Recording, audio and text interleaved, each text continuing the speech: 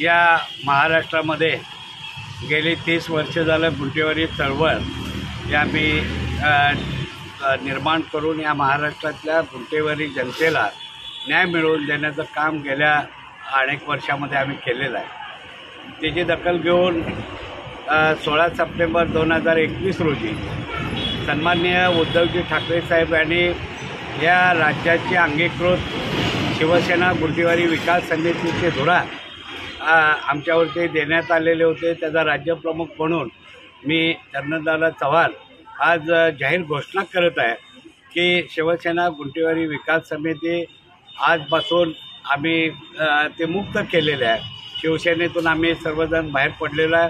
या राज्यामध्ये 26-27 जिल्ह्यामध्ये एक चांगल्या पद्धतीनं मूठ बांधून सर्वसामान्य जनतेला न्याय मिळवून दिलेला आहे।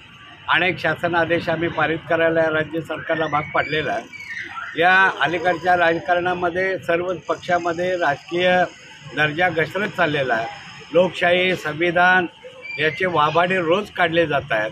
सर्वसामान्य जनतेचे प्रश्न प्रलंबित राहिलेले आहेत। सर्वसामान्यांच्या प्रश्नाकडे कुठल्याच राजकीय पक्षाचं लक्ष राहिलं नसल्यामुळं गेल्या 5-6 महिन्यापासून आम्ही सर्व जिल्हा प्रमुखांनी आणि आम्ही एक बैठक घेऊन त्याच्यामध्ये एक निर्णय घेतला की आपण स्वतंत्र प्रादेशिक पक्षाची स्थापना या माध्यमातून आपण करावी। अशा पद्धतीनं अनेक पदाधिकाऱ्यांनी सुचवल्यामुळं गेल्या 5 महिन्यामध्ये निवडणूक आयोगाची आम्ही प्रक्रिया पूर्ण करत आणलेल्या आहे। आणि जय हिंद सेनेचे आज आम्ही या माध्यमातून निर्मिती करत आहोत। येत्या दसऱ्याला पुणे किंवा मुंबई येथे एक मोठा मेळावा आम्ही आयोजित करून या राजकीय प्रादेशिक पक्षाची घोषणा जाहीर करत आहोत। आणि आज आम्ही शिवसेना उद्धव बाळासाहेब ठाकरे गटातून आम्ही बाहेर पडलेलो आहोत, मुक्त झालेलो आहोत।